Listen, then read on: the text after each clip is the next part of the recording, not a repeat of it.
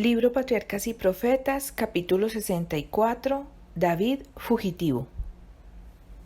Después de la muerte de Goliat, Saúl retuvo a David consigo y rehusó permitirle que volviera a la casa de su padre. Y sucedió que el alma de Jonatán fue ligada con la de David y amólo Jonatán como a su alma. Mediante un pacto, Jonatán y David se comprometieron a estar unidos como hermanos. Y el hijo del rey se desnudó la ropa que tenía sobre sí y dióla a David y otras ropas suyas, hasta su espada y su arco y su talabarte. A David se le confiaron responsabilidades importantes, sin embargo conservó su modestia y se ganó el afecto del pueblo, así como también el de la casa real. Y salía David a donde quiera que Saúl le enviaba, y portábase prudentemente. Hízolo por tanto Saúl capitán de gente de guerra. David era prudente y fiel, y era evidente que le acompañaba la bendición de Dios.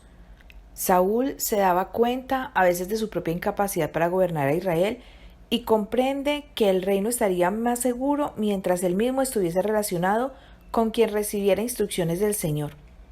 Esperaba también que su relación con David le sirviera de salvaguardia, puesto que David era favorecido y escudado por el Señor.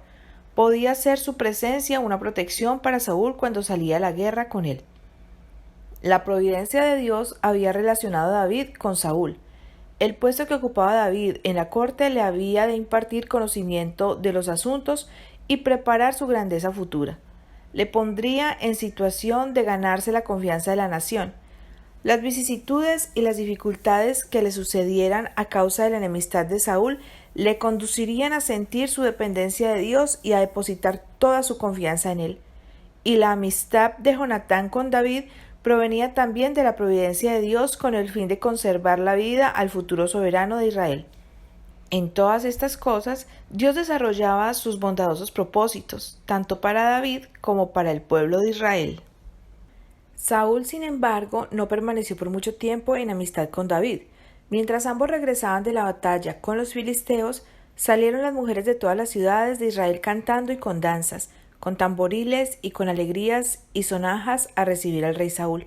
Un grupo cantaba, Saúl hirió sus miles, en tanto que otro grupo respondía cantando, y David a sus 10,000. El demonio de los celos penetró en el corazón del rey.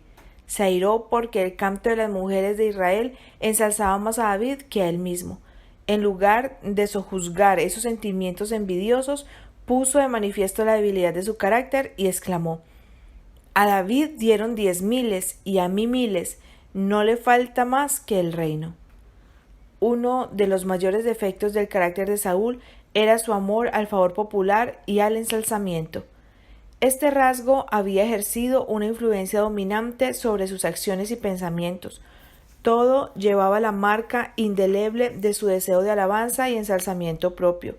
Su norma de lo bueno y lo malo era la norma baja del aplauso popular. Ningún hombre está seguro cuando vive para agradar a los hombres y no busca primeramente la manera de obtener la aprobación de Dios. Saúl ambicionaba ser el primero en la estima de los hombres, y cuando oyó esta canción de alabanza se asentó en la mente del rey la convicción de que David conquistaría el corazón del pueblo y reinaría en su lugar. Saúl abrió su corazón al espíritu de los celos que envenenó su alma. No obstante, las lecciones que había recibido el profeta Samuel, en el sentido de que Dios lograría todo lo que decidiera y nadie podría estorbarle, el rey manifestó claramente que no conocía en verdad los propósitos ni el poder de Dios. El monarca de Israel oponía su voluntad a la del infinito. Saúl no había aprendido, mientras gobernaba el reino de Israel, que primero debía regir su propio espíritu. Permitía que sus impulsos dominaran su juicio hasta ser presa de una furia apasionada. Llegaba a veces al paroxismo de la ira y se inclinaba a quitar la vida a cualquiera que osara oponerse a su voluntad. De este frenesí pasaba a un estado de abatimiento y desprecio de sí mismo, y el remordimiento se posesionaba de su alma. Le deleitaba oír a David tocar el arpa, y el espíritu malo parecía huir por el momento, pero un día, cuando el joven le atendía y arrancaba notas melodiosas a su instrumento, Para acompañar su voz mientras cantaba las alabanzas a Dios, Saúl arrojó de repente su lanza al músico con el objeto de quitarle la vida. David se salvó por la intercesión de Dios e ileso huyó del furor del rey enloquecido.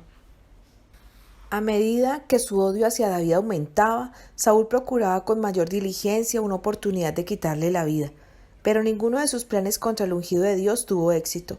Saúl se entregó al dominio del espíritu malo que le gobernaba, en tanto que David confió en aquel que es poderoso en el consejo y fuerte para librar. El temor de Jehová es el principio de la sabiduría. Y David rogaba a Dios continuamente que le ayudara a caminar ante él en una manera perfecta. Deseando librarse de la presencia de su rival, apartólo pues Saúl de sí, e hízole capitán de 1000, mas todo Israel y Judá amaba a David. El pueblo comprendió muy pronto que David era una persona competente y que atendía con prudencia y pericia los asuntos que se le confiaban. Los consejos del joven eran de un carácter sabio y discreto, y resultaba seguro seguirlos, en tanto que el juicio de Saúl no era a veces digno de confianza y sus decisiones no eran sabias. Aunque Saúl estaba siempre alerta y en busca de una oportunidad para matar a David, vivía temiéndole, en vista de que evidentemente el Señor estaba con él. El carácter intachable de David provocaba la ira del rey. Consideraba que la misma vida y presencia de David significaban un reproche para él, puesto que dejaba a su propio carácter en contraste desventajoso. La envidia hacía a Saúl desgraciado y ponía en peligro al humilde súbdito de su trono.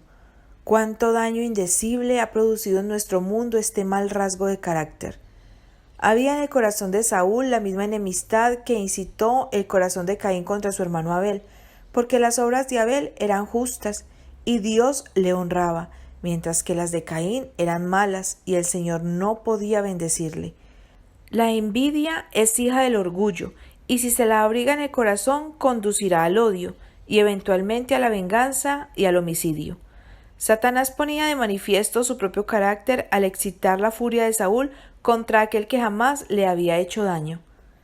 El rey vigilaba estrictamente a David con la esperanza de descubrir alguna muestra de temeridad e indiscreción que sirviera de excusa para hacerlo caer en desgracia. Le parecía imposible quedarse satisfecho mientras no pudiera quitar la vida al joven en forma tal que permitiera justificar ante la nación su acto inicuo. Puso una trampa para los pies de David al incitarle a que guerreara con mayor vigor contra los filisteos, con la promesa de recompensar su valor dándole la mano de su hija mayor. La contestación de David a esta propuesta fue: ¿quién soy yo o qué es mi vida o la familia de mi padre en Israel para ser yerno del rey? El monarca demostró su falta de sinceridad casando a la princesa con otro. El hecho de que Mical, hija menor de Saúl, amara a David, le suministró al rey otra ocasión para maquinar contra su rival. La mano de Mical le fue ofrecida al joven a condición de que diera pruebas de haber derrotado y muerto a un número determinado de los enemigos de la nación. Saúl pensaba echar a David en manos de los filisteos, pero Dios protegió a su siervo. David regresó vencedor de la batalla para ser hecho yerno del rey. Mas Michal, la otra hija de Saúl, amaba a David, y el monarca vio con enojo que sus maquinaciones habían resultado en la elevación de aquel a quien trataba de destruir. Más que nunca se sintió seguro de que era el hombre que el Señor había declarado mejor que él y que reinaría en el trono de Israel en su lugar. Quitándose la máscara, ordenó a Jonatán y a todos los oficiales de la corte que mataran al objeto de su odio. Jonatán reveló a David la intención del rey y le pidió que se escondiera mientras él rogaba a su padre que le perdonara la vida al libertador de Israel. Jonatán expuso al rey lo que David había hecho para preservar el honor y aun la vida de la nación, y cuán terrible sería la culpa del asesino de aquel a quien Dios había usado como instrumento para dispersar a sus enemigos. La conciencia del rey se conmovió y se le ablandó el corazón. Y oyendo Saúl la voz de Jonatán, juró: «Vive Jehová que no morirá». Se trajo a David a la presencia de Saúl y siguió sirviéndole, como lo había hecho en el pasado. Nuevamente se declaró la guerra entre los israelitas y los filisteos, y David dirigió al ejército contra el enemigo. Los hebreos obtuvieron una gran victoria y la población del reino alabó la sabiduría y el heroísmo de David. Esto sirvió para despertar la anterior amargura de Saúl contra él. Mientras el joven tocaba ante el rey, llenando el palacio con dulces melodías, la pasión de Saúl le dominó y arrojó a David una lanza, pensando clavar al músico a la pared. Pero el ángel del Señor desvió el arma mortal. David escapó y huyó a su casa. Saúl envió espías para que le prendieran cuando saliera de su casa a la mañana siguiente y le dieran muerte. Mical informó a David del propósito de su padre, le instó a que huyera para salvar su vida y haciéndole bajar por la ventana le permitió escapar. Él huyó a donde vivía Samuel, en Ramá, y el profeta, sin temer el desagrado del rey, dio la bienvenida al fugitivo. La casa de Samuel era un sitio apacible en comparación con el palacio real. Allí, en medio de las colinas, era donde el honrado siervo del Señor continuaba su obra. Le acompañaba un grupo de videntes, que estudiaban cuidadosamente la voluntad de Dios y escuchaban reverentemente las palabras de instrucción que salían de los labios de Samuel. Fueron preciosas las lecciones que David aprendió del maestro de Israel. David creía que Saúl no ordenaría a sus tropas que invadieran este sagrado recinto, pero ningún lugar parecía sagrado para la mente entenebrecida del rey desesperado. La relación de David con Samuel despertaba los celos del rey, por temor a que el anciano reverenciado en todo Israel como profeta de Dios dedicara su influencia a fomentar el progreso del rival de Saúl. Cuando el rey supo dónde estaba David, mandó a sus oficiales para que le trajesen a Gabaa, donde pensaba llevar a cabo su designio homicida.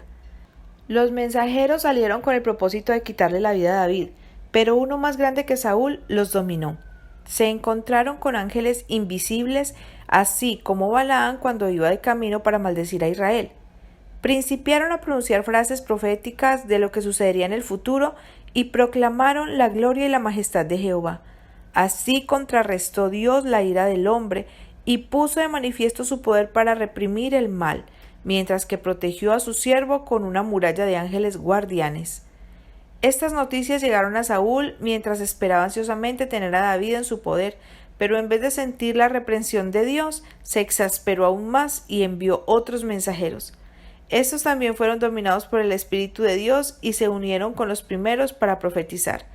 Una tercera misión fue enviada por el rey, pero cuando los que la componían llegaron a donde estaban los profetas, la influencia divina cayó también sobre ellos y profetizaron. Saúl decidió entonces ir personalmente, pues su enemistad feroz se había vuelto ingobernable. Resolvió no esperar más oportunidades para matar a David y que tan pronto como lo tuviera a su alcance lo mataría con su propia mano, fueran lo que fueran las consecuencias. Pero un ángel de Dios le encontró en el camino y le dominó. El Espíritu de Dios le mantuvo bajo su poder y salió dirigiendo a Dios oraciones entremezcladas con predicciones y melodías sagradas. Profetizó acerca de la venida del Mesías como Redentor del mundo. Cuando llegó a la casa del profeta en Ramá, puso a un lado las prendas de vestir que señalaban su categoría, y permaneció todo el día y toda la noche acostado ante Samuel y sus discípulos, bajo la influencia del Espíritu Divino. El pueblo se congregó para presenciar esta escena extraña, y lo experimentado por el rey se difundió por todas partes. Así volvió a ser proverbial en Israel, esta vez al acercarse el fin de su reinado, que Saúl también estaba entre los profetas. El perseguidor había sido nuevamente derrotado en sus propósitos. Aseguró a David que estaba en paz con él, pero David tenía poca confianza en el arrepentimiento del rey. Aprovechó esta ocasión para escaparse, no fuera que el humor del rey cambiara como antes. Su corazón estaba herido y ansiaba ver otra vez a su amigo Jonatán. Seguro de su inocencia, buscó al hijo del rey y le dirigió una súplica muy conmovedora. ¿Qué he hecho yo?, le preguntó. ¿Cuál es mi maldad o cuál mi pecado contra tu padre, que él busca mi vida? Jonatán creía que su padre había mudado su propósito y que ya no pensaba quitarle la vida a David, y Jonatán le dijo: en ninguna manera, no morirás. He aquí que mi padre ninguna cosa hará, grande ni pequeña, que no me la descubra. ¿Por qué pues me encubriría mi padre este negocio? No será así.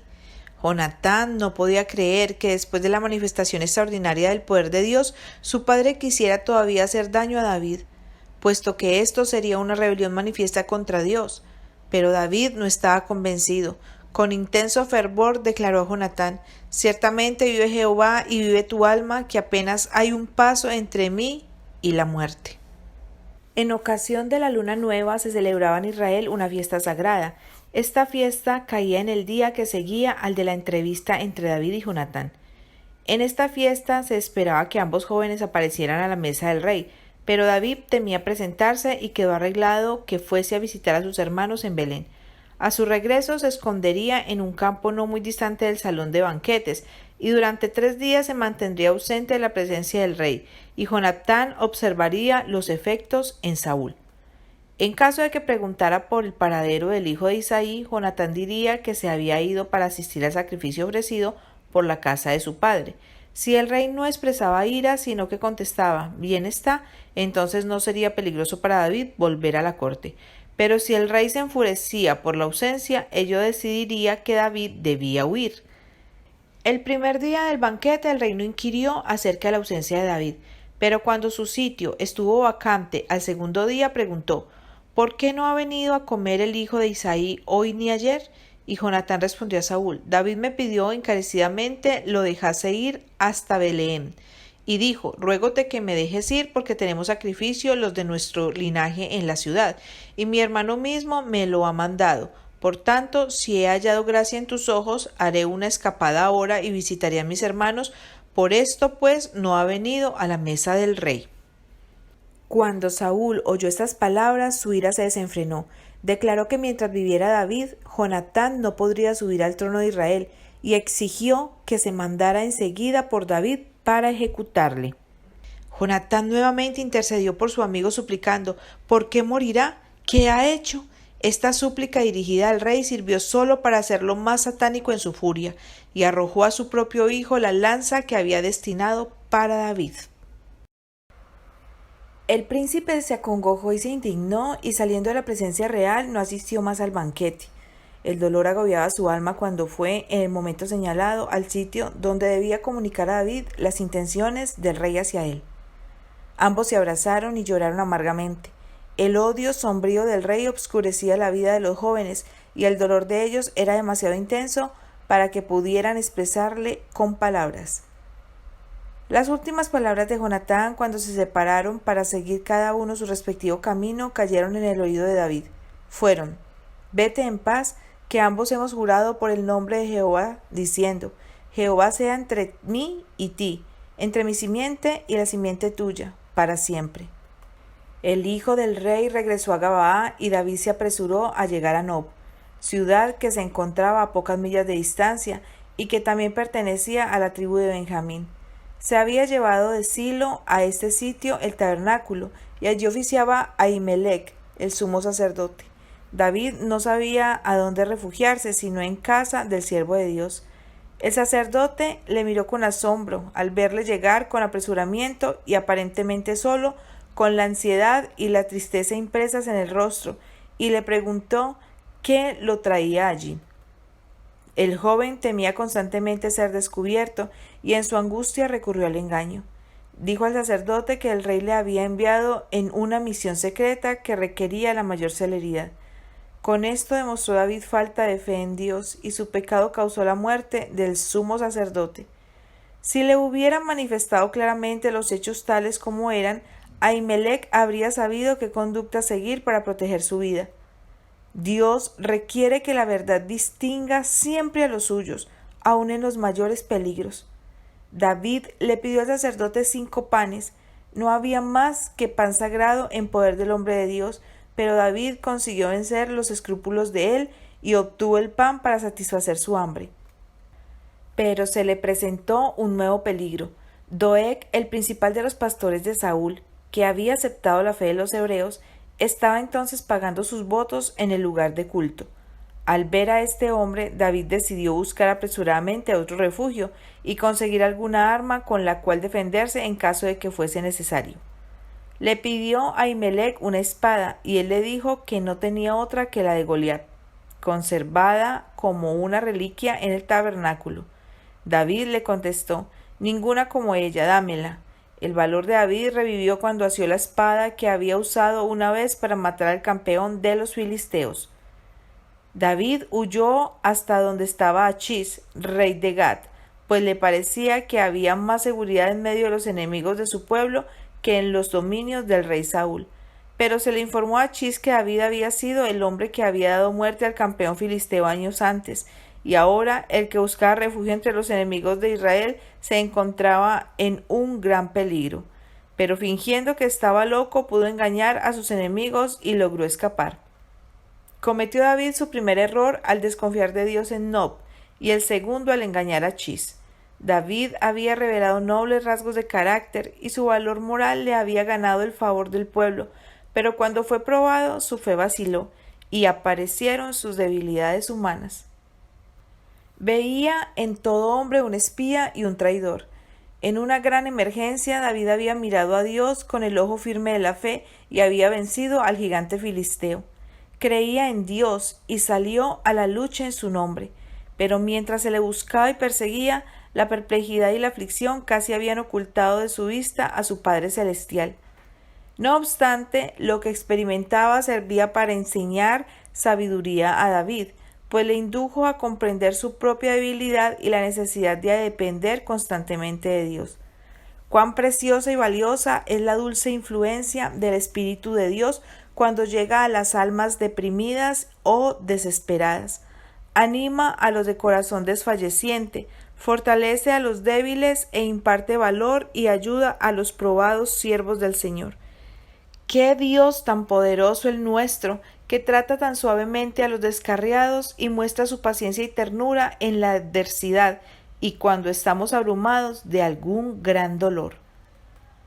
Todo fracaso de los hijos de Dios se debe a la falta de fe. Cuando las sombras rodean el alma, necesitamos luz y dirección. Debemos mirar hacia el cielo. Hay luz más allá de las tinieblas. David no debió de desconfiar un solo momento de Dios. Tenía motivos para confiar en él. Era el ungido del Señor, y en medio de los peligros había sido protegido por los ángeles de Dios. Se le había armado de valor para que hiciera cosas maravillosas. Y si tan solo hubiera apartado su atención de la situación angustiosa en que se encontraba y hubiera pensado en el poder y la majestad de Dios, habría estado en paz aún en medio de las sombras de muerte.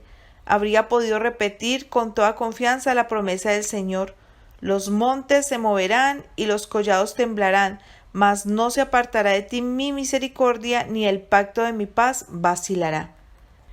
En las montañas de Judá, David buscó refugio de la persecución de Saúl. Escapó sin tropiezo a la cueva de Adullán, sitio que, con una fuerza pequeña, podía defenderse de un ejército grande, lo cual, como oyeron sus hermanos y toda la casa de su padre, vinieron allí a él. La familia de David no podía sentirse segura, sabiendo que en cualquier momento las sospechas irracionales de Saúl podían caer sobre aquella a causa de su parentesco con David. Ya sabían sus miembros, como lo sabía la generalidad de Israel, que Dios había escogido a David como futuro soberano de su pueblo, y creían que con él, aunque estuviese como fugitivo en una cueva solitaria, estarían más seguros que si se quedaban a merced de la locura de un rey celoso. En la cueva de Adullán, la familia se hallaba unida por la simpatía y el afecto. El hijo de Isaí podía producir melodías con la voz y con su arpa mientras cantaba. Mirad cuán bueno y cuán delicioso es habitar los hermanos igualmente en uno.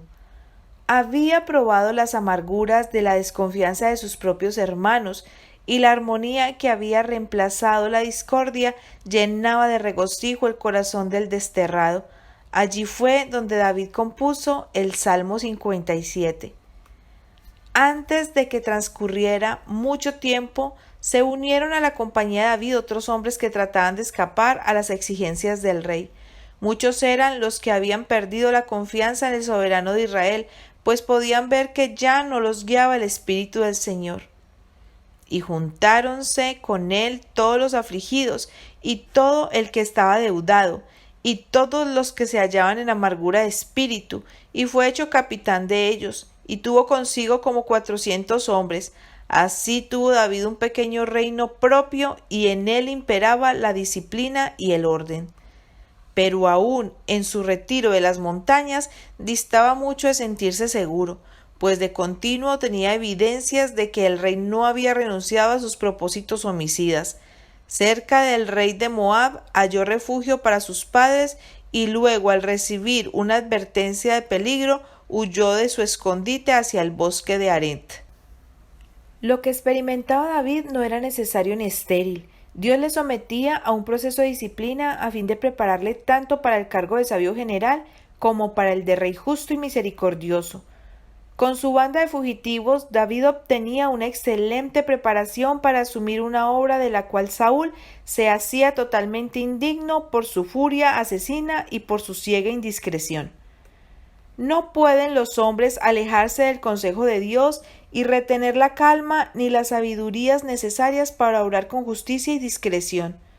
No hay locura tan temible ni tan desesperada y fútil como la que consiste en seguir el juicio humano, sin dirección de la sabiduría de Dios. Saúl había hecho preparativos para atrapar y capturar a David en la cueva de Adullán, y cuando descubrió que David había dejado ese refugio, el rey se enfureció mucho. La huida de David era un misterio para Saúl. Solo podía explicársela por la sospecha de que había en su campamento traidores que habían puesto al hijo de Isaí al tanto de su proximidad y sus propósitos.